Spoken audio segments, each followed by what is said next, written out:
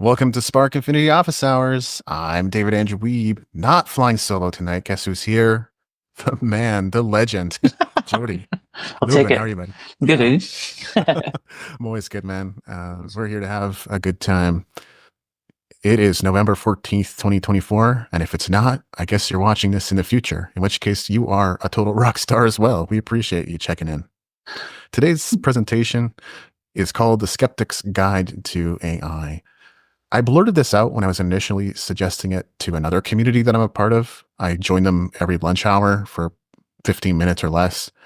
And they said, could you come and talk about something about AI on a Friday? And I said, yeah, of course. And I initially thought it was going to be the contrarian's guide to AI. But then I realized, let's not just be different for the sake of being different. I think critical thinking or skepticism is useful. Well, just being different for the sake of being different is not. So we could all do a better job of critical thinking. And that's why it's Skeptic's Guide to AI. Now let's get into it. So from May to September, I was a prompt engineer with Tech Systems at Meta, assisting with the fine-tuning of Meta AI. I'm still with Tech Systems at Meta, gratefully and thankfully, but now I'm a data annotation specialist for Threads. I was spending 8 hours per day working with AI, and in my spare time, I was also taking Udemy courses about AI. So at one point, I was spending more than 10 hours per day, maybe even 12 hours per day, either working with or learning about AI. I still use AI tools just about every day. I am not delusional. I'm not in denial. I'm not a whistleblower. This is all independent research. And the only reason I point this out is because this presentation is entirely about my observations, not about my work. But I noticed that a different picture emerges when you apply critical thinking to the topic. The goal of this presentation, one is to gain a better understanding of AI, where it comes from and why it was created. Next is to reduce the amount of fear we feel about AI, including the possibility of job loss, which is looming and does exist. I'm not denying that. However, there's some things that need to be addressed. Discover the not-so-secret truths of AI. Hint, the technology is still very much human-driven. Demonstrate how following the money will help you understand the tech climate better. And build a preponderance of proof as to why AI is going to have a hard time advancing at the projected rate and why it won't achieve sentience with the current feedback loop. So let's get into it. The birth of AI. AI didn't just pop out of nowhere in 2023 as the buzzword of the year. So we need proper historical context, or at least a little bit about the inception and its beginnings, to understand where we've come from and where we're going. The very idea of artificial intelligence supposedly goes back thousands of years, and the first mention of an automaton can be traced back to 400 BCE. I would take that with a grain of salt, but that's what I found. AI was ultimately birthed in the 1950s, and John McCarthy's Dartmouth workshop on artificial intelligence in 1955 is the first mention of the term. Does anyone remember big data? Jody, do you remember big data? No. Okay. Prior to AI, big data was touted as the next big thing. It would allow companies of all sizes, especially those with deep pockets, to gain unprecedented competitive advantages. Ostensibly, with the help of sophisticated tech stacks and the addition of data-trained professionals, companies would position themselves to predict trends, know what their competition's next move is, and their customers, or what they would want, what the customer demand would be, what they would want next from you. Big data fundamentally failed. It never delivered on its promise. The failure promptly got swept up under the rug, and you don't hear about it anymore. So big tech responded. They said the fly in the ointment was the fact that humans were handling the data. If we can get bots to handle the data, they said everything should work perfectly. And that's why a huge push towards AI was made in the demise of big data. The same cycle has been playing out for decades. The current trend isn't advancement so much as replacing one unworkable technology with another unworkable technology. Big tech's primary interest is to keep the investor money pumping into their enterprises and to appease the clients who've purchased their software and hardware solutions. Once the money has dried up, it's time to invent a new technology that will solve the flaws of the last, which might be a simplistic view, but that's kind of what I've noticed. AI is a lot like a magic trick. Public-facing content is made to look good in as many ways as possible to convince you that not only is it working, it's awesome. It's fast and efficient, the way it generates text, for example. It's smart and intelligent. It has the appearances of being able to carry on an intelligent conversation with you. It's well thought out or nicely designed when it comes up with pictures and imagery and AI-generated content of various kinds. And behind the scenes, there are often human beings ensuring the illusion is maintained. There are some things I'll be getting into throughout this presentation that will kind of reinforce this notion. Have a quick look at this machine learning flowchart. Does it look like a pathway for achieving sentience, let alone superintelligence? Because best to my knowledge, superintelligence, that the technology for that doesn't even exist. This is more of an insanity cycle or an infinity loop. And to be fair, it's machine learning, but they say AI uses machine learning, and the terms are almost interchangeable in a way, so that makes you think. We can't get to sentience or superintelligence using this model. Feeding more training data to AI, which is already in scarce supply, and hoping it will one day pop is the definition of insanity. We need exponentially more training data to achieve greater levels of intelligence, and AI has already been trained on just about everything we can give it. Also notice in this flowchart the existence of human annotators. It does not work without human annotators. Interesting. AI is a computer program, and there are only 3 ways to improve a computer program. You can add code, you can remove code, or you can do both. And when I initially gave this presentation, this is a moment where some people had an aha moment. The problem is whatever code you add or remove always impacts the way the entire program runs. And this is something I've noticed myself, is that one week a chatbot appears to be performing at a higher level, and the next it's back to its old ways. Best to the programmer's knowledge, they were probably improving it, but in reality, it was kind of going backwards. Is AI smart? AI is a computer program designed by humans. No human is perfect. No computer program is perfect. We pretty much run into problems when we throw around terms like smart and intelligent because AI is kind of neither. LLMs simply store information in a database and combine words and sentences together in a way that sounds really good to a human being. The GIF on the left is probably distracting you. It's from the game Castlevania Dawn of Sorrow.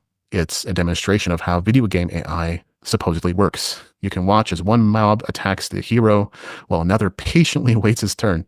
Neither stood a chance against the hero, but if they had attacked together, they might have succeeded in injuring him. So we're saying that smart really depends on the situation.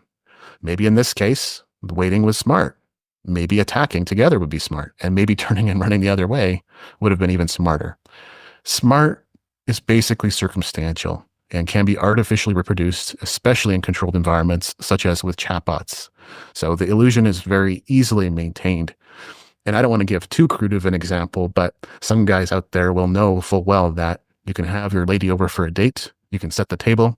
There could be wine and candlelight and a dinner, and the candles could have been $2 from IKEA. The wine bottle could have been $5 on a special, and the dinner could have been from Swiss Chalet, and she's still impressed. There's something to home court advantage, as it were. By the way, the game is not that old. I'm acknowledging that it's 19 years old, though. It's from 2005, so it's not just a Super Nintendo era game. It's a little bit after that. Is AI dumber than a cat? Well, NYU professor and senior researcher at Meta, Jan LeCun, recently declared AI dumber than a cat. He says that it will take at least 10 years for AI to get smarter than a cat, and any notion of existential peril comes from a distorted view of reality. Here's a direct quote. It will take years for them to get as smart as cats and more years to get as smart as humans, let alone smarter. So don't confuse the superhuman knowledge, accumulation, and retrieval abilities of current LLMs with actual intelligence. And I agree with him. It will take years for them to be deployed and fine-tuned for efficiency and safety as they are made smarter and smarter.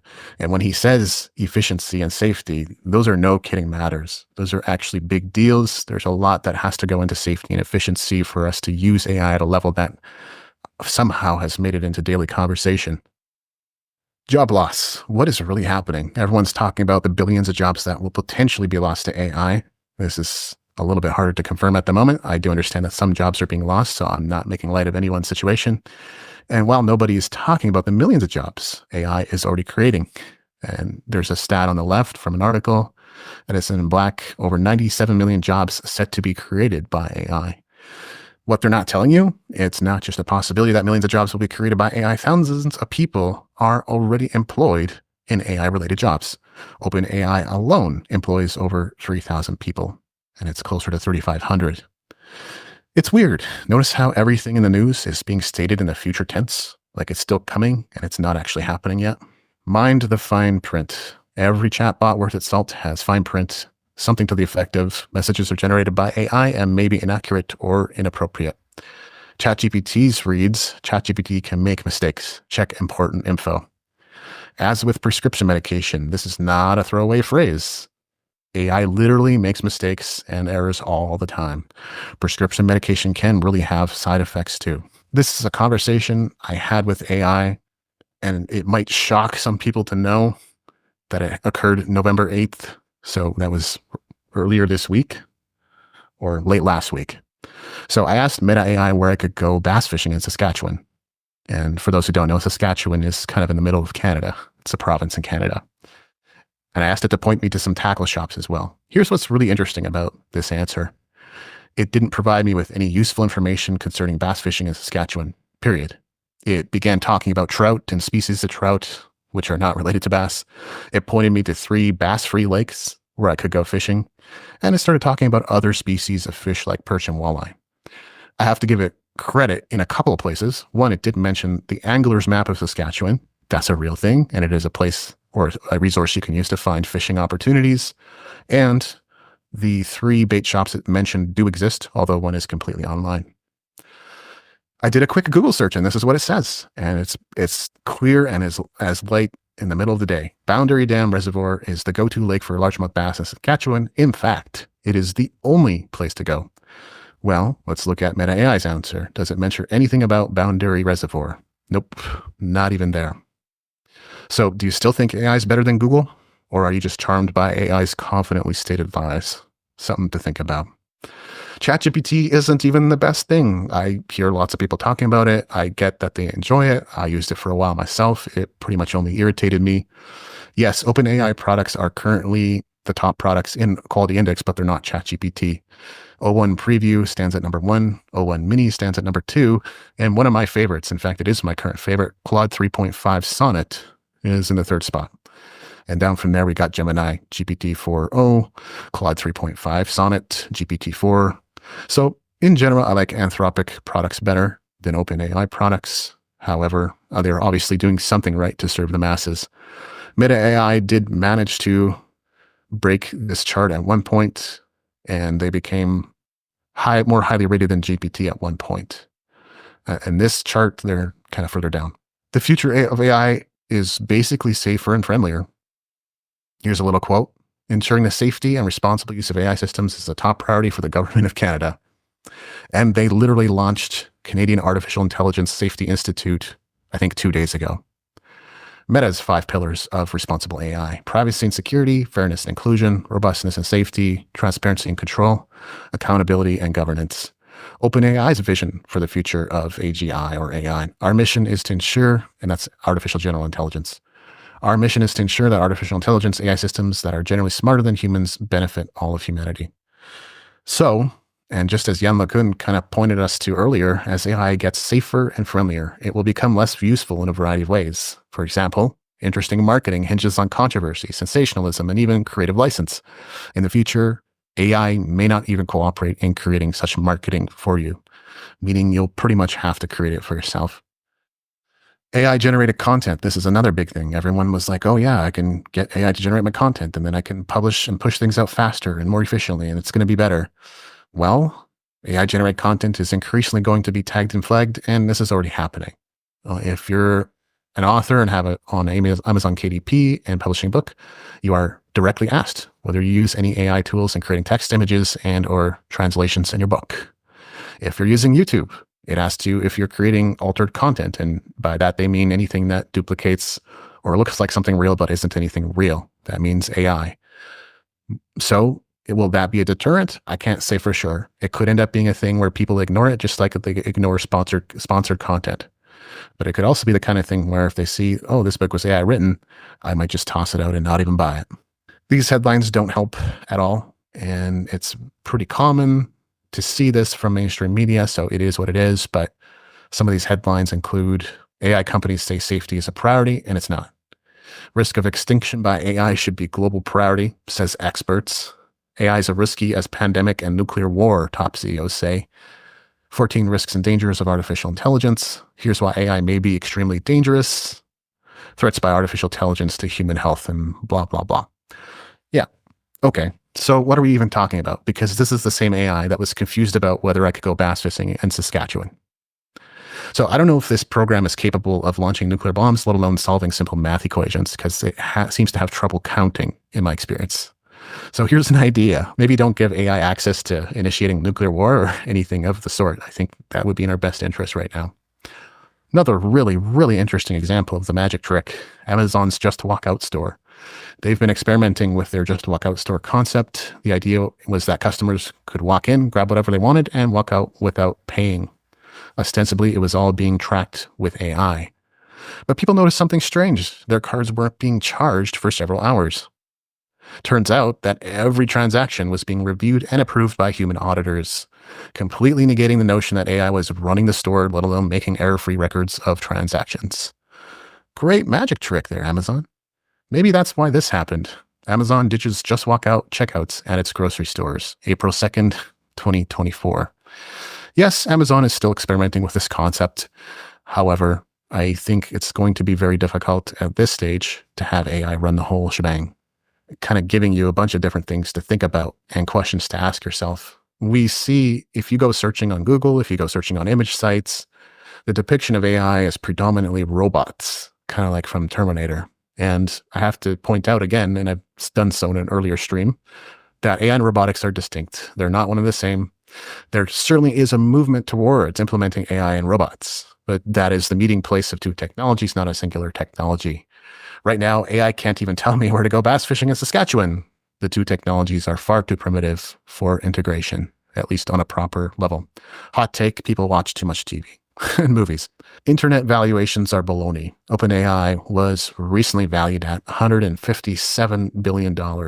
But just because it was doesn't mean someone would pay that amount to buy the company. The comparison to the dot-com bubble is practically begging to be made.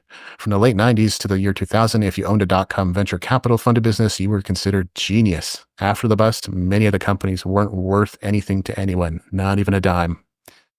Realistically, if investor money dries up and the hype dies down, OpenAI has about 3 assets, at least that I can tell. They may have others, but that's what I count. That would be worth anything to anyone, and they couldn't be sold for $157 billion. They have a domain name or domain names, they have their source code or products, and they have their offices. If the valuation was based on that, I think it would be a little more realistic. AI chatbots are not profitable. ChatGPT costs OpenAI $700,000 per day in computing costs alone, says the Washington Post. That cost could be higher than that, because I think that was a stat from last year. Basically, without investor money, the business model isn't sustainable right now. Are they trying to make it sustainable? I think so. Is it sustainable? Not really. Why is OpenAI bringing in more employees? Why would they need more employees if AI is becoming more autonomous and sentient? Isn't it supposed to be managing itself by this point? Why would you hire more people if your products are losing money? It says in 2024, OpenAI has 3.4K employees, so 3,400 employees. That's a 1,000% increase from 2022, when OpenAI only employed 335 people. The Gen AI bubble. Gartner predicts that 30% of generative AI projects will be abandoned after the proof of concept stage by the end of 2025, citing reasons like poor data quality, inadequate risk controls, escalating costs, or unclear business value. I tend to agree with that notion, and it's a quote from Site Pro News. One thing about this, though, it's just saying 30%, meaning 70% are expected to stick around, but the situation could be more dire than that. Here are a couple of quotes from Marcus on AI. Generative AI, at least as we know it, doesn't actually work that well, and maybe never will. And that second quote, to be sure, generative AI itself won't disappear, but investors may well stop forking out money at the rates they have. Enthusiasm may diminish, and a lot of people may lose their shirts. Companies that are currently valued at billions of dollars may fold or stripped for parts. Few of last year's darlings will ever meet recent expectations, where estimated values have often been a couple hundred times current earnings. The media isn't talking about the Gen AI bubble or the burst as though it's a bad thing. They're saying it's a healthy, normal part of any technological hype cycle. But we all know what happened with the dot-com bubble, and that wasn't so pleasant. Energy problems. AI is taxing current power infrastructures. Based on current trajectories, AI's data center electricity requirements is expected to double by 2030. Double. AI requires a constant power supply, which means solar and wind power sources alone are not compatible. Nuclear power is more reliable, but with US operating at 96% capacity, new reactors can't be built fast enough to meet increasing demands. So says Barclays IB. Yes, humanity can definitely sort out that problem, but it's a litany of problems that make it less feasible. Very, very interesting parallels with the blockchain. Like AI, one of the challenges facing the proliferation of blockchain technology is the strain on the power grid. Like AI, blockchain technology, especially decentralized social networks and NFTs, were touted as the cure-all for the shortcomings of mainstream products. Remember when everyone on Clubhouse was talking about NFTs through the pandemic? Like AI, blockchain has so far failed to deliver on many of its promises. With the introduction of AI, decentralized social media and NFTs have largely faded into the background. So I was in conversation with someone who's also doing a lot of research on AI, and I'm sure he has a different perspective on this. Although I think the reason we had a discussion in the first place is because he knew I was pointing to something that could be problematic. And he asked this question: what's the truth about AI? And this is what I came up with. If you're developing AI products, you have to be enthusiastic about them, just as a pastor of a church has to be enthusiastic about Jesus. If they're ever wavering in that enthusiasm, they kind of come across as phony and fake and not real.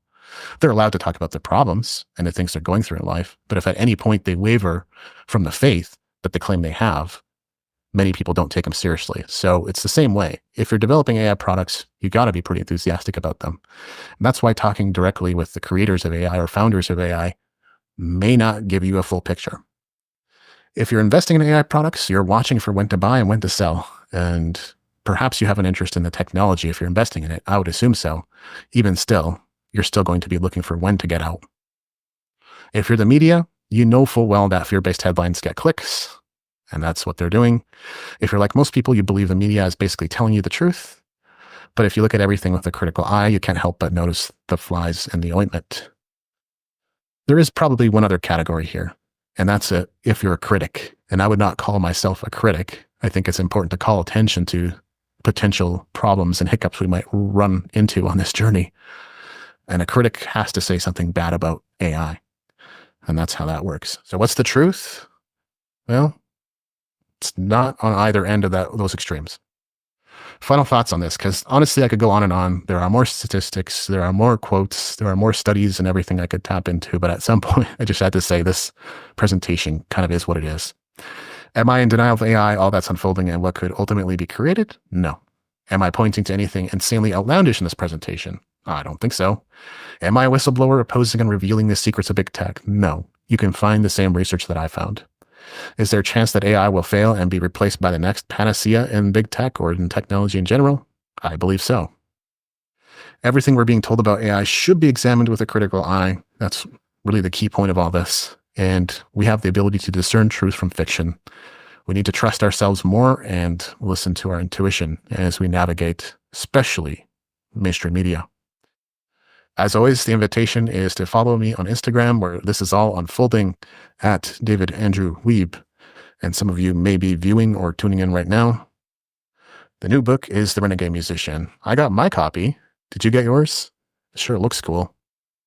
The reviews are starting to trickle in, and the reactions are very positive. So you can get your copy at davidandrewweeb.com/The Renegade Musician. And that is Spark Infinity presentation for November 14th. And it is time for discussion. So, what's top of mind for you, Jody? I think, I think, I use AI quite a bit myself, and I've tried to dance around with it mainly for writing, job search, things like that, just to simplify having to do customized resumes for everything.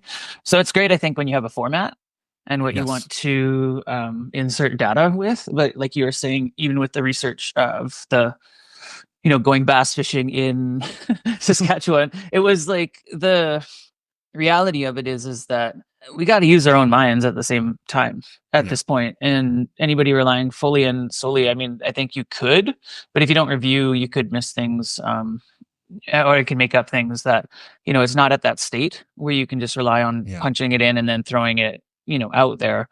Personalizing, I think, is super important, and it's not really there yet. Yep. I noticed like keywords, you can do a lot of keywords stuff, like with the word quirky or formal, those types of things. It gives it more character. Now that I've learned about the memory side of things, how you can delete the memory and update, I think that's pretty cool, because it does give you at least some type of personality to it, where it starts to learn you a bit, which is pretty awesome. Yeah, I think it's been a fun adventure. I think it could be used to really. I mean, for me, I've had a difficulty writing for a long, long time, like in long form, Hmm.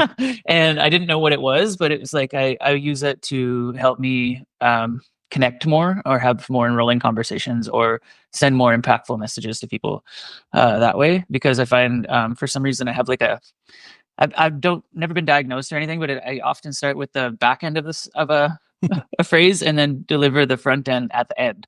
So it's like there's something that doesn't compute that way. Now that I've noticed, I can at least make myself aware of it. So Yeah, the efficiency benefits are definitely there, and I've enjoyed them. When I used Claude, I created a specific prompt, and I yeah, kept editing it and kept crafting it until it was giving me the results that I wanted for my social media captions. And when I did get to that point, I was pretty thrilled.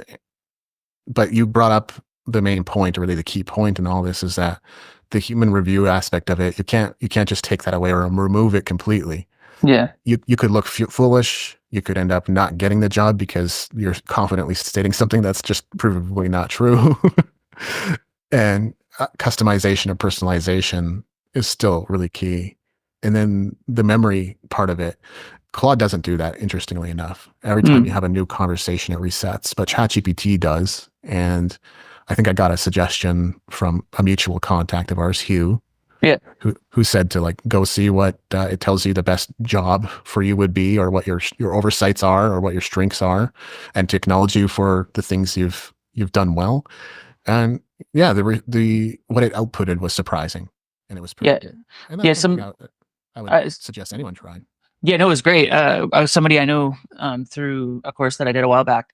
He had posted on his social media, ask it like you said, similar question, and it was mainly like, from our history, what is it that you see would allow, or would do you see something that I don't see, kind of thing, in our conversations? And that was really cool that it had some insights on that. That Yeah. it was very encouraging in a lot of ways. Like I was like, oh, it's because it's the way that I would see myself, which sometimes Mm. the world isn't getting that portion. But it was weird that in those communications, yeah, on that side it was like actually pretty accurate. So it's like, what? A big thing there is it can't detect confidence or lack of confidence. Yeah, exactly. And an interesting part about that I've also been exploring, like I have been, it took a while for me to feel excited about it per se, but what I've been able to accomplish with Instagram in 3.5 months is I basically 10x'd my account. Yeah, And more so than ever though, because now I have people looking at it with a critical eye going, what did you do? Or like, you can tell the gears are turning in their mind. They're not saying it, but they're like, does this guy really deserve it? And so my thinking was like, I've been creating great content since 2007. I put in the time, I put in the hmm, money, I put in the practice. I'm just now getting to where I should have been, is kind of how I feel about it. yeah, So it's okay. People can be critical and they can tear me up if they feel like it. But bottom line is, I feel like I'm advancing to where I've always been, what I've always been worthy of. And that's often a thing that we don't allow ourselves to be or feel worthy of that success. yeah. I think that's a great observation in a lot of ways with the ender there. Not allowing yourself success. I think it's something that a lot of artists struggle with, and that's just from research or reading books and things like that. It's something in the traumas of humanity, or the connections in humanity, that we don't allow ourselves to thrive, or when we do thrive, we don't think we deserve it. And that's like the challenge, to find that connection, which is where I was going to head in some aspect in the conversation, is when are we going to rely on human connection again, and build these, instead of creating more and more computer or tech things that can solve issues. We need humans to connect, and that's the challenge that I think is we're facing with AI. Is it's great you can connect with yourself, but we're already kind of too independent, I feel, sometimes as a society, Yep. and it comes as a detriment to us helping each other at times, I think, with the social medias and everything else added on top of it. there's no perfect culture, but North America certainly seems to tend towards those individualistic tendencies. That's been my observation too. And so having grown up in Asia, I felt like this was very alienating and isolating. I found it very Mm, strange because in Asia, in Japan, I never had any problems making friends, mm. having a community, or honestly having something to do on any night of the week. My friends, even if they were busy at work, or even if they were kept 2 hours later on a Saturday night, they would, or a Friday night, they'd be like, "Yeah, no, it's time to party and let's have some fun." And out would come the barbecue beef and the beer, and we'd have a good time. And so there's things we can learn, and it's not definitely not to say that Japanese perfect. I've heard similar things about India. Yeah, People have a very welcoming, warm, open community spirit about them. So yeah, it's strange. It's very strange. I think we don't recognize each other enough. I think we don't acknowledge each other enough. It's I agree hugely in that aspect as well. In the acknowledgement factor, it's like for some reason it's we know we thrive from it, but for some reason there's a withholding of it, and I haven't yet figured out why either.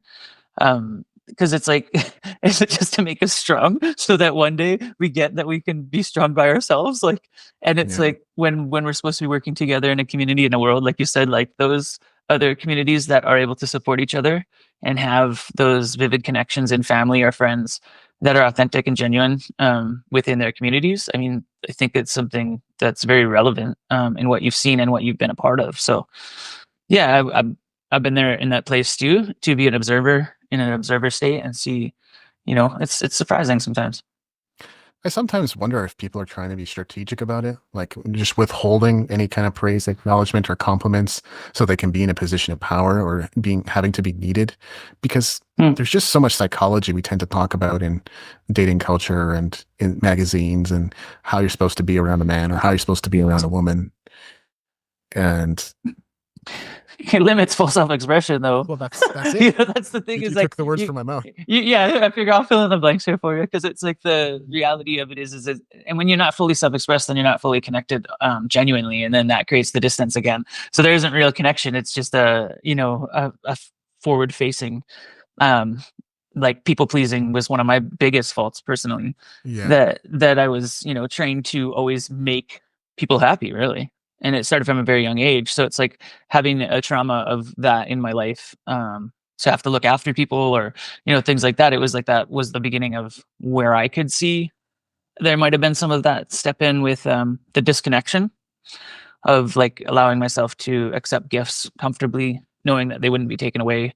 Things like that is like there was a lot of, I think, in the generation that we grew up in, and now even as we do more research, there's that generational trauma break. You can see it now hugely in society, and I think it's a lot of acceptance, but not like, not in the whole gender thing, because I'm gender Mm. inclusive. I accept everybody for who they are. I don't care, um Yeah.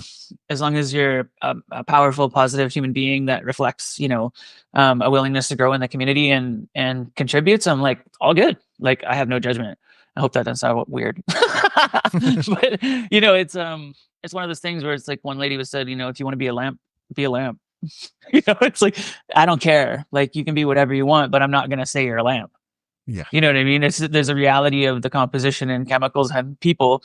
If you want to be a lamp, this requires totally different things. It has no blood, it has no heart. It's like all these things. It's like, when do we stop? Yeah. Because I don't mind evolving in humanity as well. And I think there's I've heard some stuff even just since the recent election of things possibly going awry in the States with, the whole gender thing going again. And I'm like, who is one to say, to dictate who somebody wants to be? I mean, should we not love each other just Mhm. and live off that? I think we'd be in a much better connective universe, to just be that person and love each other and be ourselves. I think if we can, because I'm a lot like you. I think everyone is. There's no one person that I can think of that's less deserving of love. A No. lot of so-called bad people in history maybe would not have done those bad things if they had more love in their life. Yeah, that's exactly it. So what we need to do is gently separate sort of the divisionary aspect of it and just get back to the human aspect of it. You can be who you are, but let's let go of the division that this causes, because we're just pitting, and we know the media is I say that, but like maybe people don't know or don't think. But my thought process has been that the media intentionally divides people through different tactics and strategies by pitting people against, just like hockey teams. Like you're black or you're white or you're 45 and you're 25 or you're young and you're old or you're fat and you're skinny. And we end up with a lot of division that doesn't really need to be there. Yeah, I agree. And it's something that I think brought along with me from that generation, because there's a lot of, I think we talked about it previously and other things, is body shaming and things like that. Not to get too far away from the AI topic, but that's all in connection. Oh yeah. And so it's like the reality of AI is to take the good from it and use how you can to refine your life and work with it, not to plagiarize or do what you need to do. But I mean, for me, like I say, I write something out and I ask it to refine it. And sometimes it changes like 3 or 4 words or to shift sentence structure, because I'm not a writer like that. Like, and I never really have been. My sentences were always run-ons in high school English. I always, like, everything connected. I didn't get like punctuation and stuff like that. And no matter how much I tried, it was like seeing things in an illusion. In a way, I feel like that's what it's for. Like Yeah. even as a copywriter, I'll write up a sales page and then I'll feed it my best stuff and then see what Yeah. it comes back at me with. Do I always use what it gives me, or is it always accurate, or is it always on point? No. Or can I fine tune the prompt? Yeah. But those types of efficiencies are pretty cool. There's no denying it. Oh, need so humans good, to- dude. You don't even know, like, some resumes that I was doing recently looking for work was like taking me a whole day. And that's with the help of AI. And the reason being is, like, Wow. you're also discovering yourself in all these places where you're applying for different positions, right? Yep. Like where you ended up working remote recently and stuff like that. Like, you've been doing it for a while, but it's like something completely new to me. And I still haven't evolved to be able to do it so much yet. Mm. So it's like, um, it's still very foreign to me, and I feel like I want to evolve. Like, I want to know how to work remote, but it's just something that wasn't there yet for me. So I just keep looking, and landed a position that's in a consumer facing industry, and that's great. But it's close to the house and things like that, so it's just as well. Either way, it's like working towards a brighter, more effective financial future, right? I think. Yeah. In that manner. So In my nomadic life, I kind of took it for granted at first. And then I thought back to when I first started and attempted to work remotely and how badly it worked. Because I would try to remote log into my desktop from my laptop from Okotoks in Calgary. At least I could go and stay at my parents' house and yeah. be close enough to Calgary that if I had to go back to my desktop, I could do that, which was nice. But I wanted to make sure I could do it. And then I realized that's not the way. That's not the way. And so eventually I relied more on systems like the cloud, Dropbox and stuff like that. So all necessary files would be loaded into Dropbox. And then that stage of experimentation occurred. And then I would bring 2 laptops instead of 1. And that stage of experimentation occurred. So there was absolutely a process of iteration and figuring out how to work this work from home thing, not to mention work from another country thing. Yeah, no, I think now do, but I think there was a period of practice to get there. Oh, totally. It's like it's just crazy, It's one step at a time, right? It is big time. But I think that's the first step, is like book a hotel that's half an hour away or an hour away, or go stay at your parents' house or whatever, and then experiment with that before you try more drastic moves. No, I think that's a great point. And I think I was allotted that gift over my times of experimenting in my 20s and so on. Or up to that point of my 20s, and then going out and just, getting out into the world and finding something that actually worked. But yeah, it's adjusting careers has been unique this round. Yeah. Let's just say side effects of the nomadic life. Mm-hmm. Like if you're moving around even every 3 to 6 months, holding down any kind of relationship is pretty difficult. And certainly not impossible. I had friends that I know that got married, had long distance relationships, Australia, Canada, stuff like that. Not saying it can't work, not saying it doesn't work, but if you're going to work and you're going to do it remotely and you're going to move around, you kind of have to make sure you got those fortress hours and you're focused and you can't be easily interrupted, or your work's just going to bleed into late nights and weekends. And that's inevitable sometimes as an entrepreneur, but it's not exactly enjoyable, and it's definitely not sustainable if you have to keep that up long term. And something similar could certainly be said about building your base of friends and your community too. I feel pretty good about where I'm at now, but Yeah. we moved out this way in 2019. So you could say it took about 5 years to have friends from team management leadership program, friends from Abbotsford, there were some people who I knew prior to moving there, and that helped a little bit. Friends in Vancouver because they also moved there from Calgary, things like that, or other success clubs that I'm a part of. So now I feel like there's a pretty good base of people and a community, but that was not immediate in any way, shape, or form. Well, thanks for joining me, Jody. Is there anything else we should cover?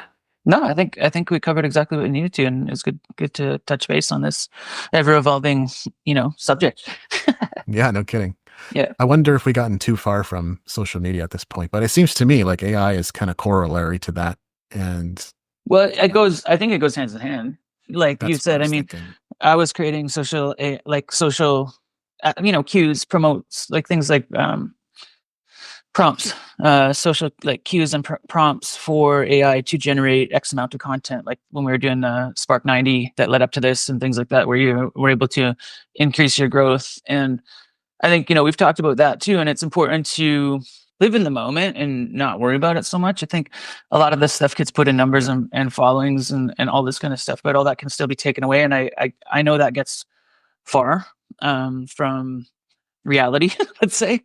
And when it comes down to it, all of our followers, all of the Instagrams, Facebooks, and stuff like that could end in a night, and we would lose all of those connections. So how are you sustaining your business outside of that? Is still going to have a human connection until forever. And whether that changes from phone to text, which I love right now. I hated getting phone calls, and man, I would hate. When I first started in the salon, there was a girl that sat there like all day calling people, and I was like, oh my gosh, like leaving that many messages that people don't answer anymore, and like, do you want to text? I'm like, hell yeah, please remind me a day before, please. So just don't forget your appointments. It's true. It's super helpful, and that's the type of stuff I think we can rely on technology for, which is great. It is great. Those types of efficiencies, they did not even exist prior to the internet. And in the 90s, it was, even though the internet was developing, it's practically unheard of. I know Mark Zuckerberg was kind of saying like at some point, all of internet's just going to be like AI created content. And I'm like, if it gets to be that, I'm not going to be here because that's boring to me. That's not interesting to me. Like you said, I want connection. I want to deal with human beings.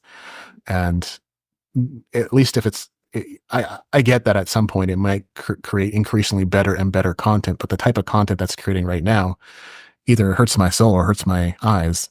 So yeah, man, it's as an artist in so many platforms, I think it's important to, and that's just, I think, my point of view, reflecting on things is that connection is always going to be the most valuable thing between humans. It's supporting friends, growing relationships with family, getting past things together. You can't do that with AI. You can put things off as much as you want and make yourself feel good or whatever digitally, but it's there's going to be the core of it where we all came from, human to human. It's got the biggest part of life. So I think there's a hell of a lot of value that's still highly undervalued, not even estimated, undervalued in the world in human connection. Yeah, it's easy to forget. And maybe part of it too is we all have experiences that we didn't exactly like, experiences of being rejected or just a relationship that went sideways or people that strung us along or were flakes, whatever. And we kind of just have to be vulnerable again. Yeah, I have no interest in having a computer relationship. Yeah. Oh God, no. I can't believe people thinking that's a good idea. I don't. Yeah, I'm like, I don't get it either. So yeah, I think it creates so much fear in the human to you can be accepted by that, but that can't reciprocate. So, it's just fear-based culture to the max in a sense. Oh yeah. And we talked about that, but I think I'm at least hopeful and maybe, maybe regime changes don't accomplish much or anything in the world of politics, but I'm at least somewhat hopeful that we're moving in a direction, that we're a little more unified, that we're becoming a little more conscious and moving in a direction that's good for everyone. Yeah, that's all you can hope. That's all you can hope. That's true. Yeah. Yeah, dude. Awesome. Well, thanks for joining us for another Spark Infinity Office Hours. We'll be back next week. Thanks everyone for watching. Cheers, David. Cheers.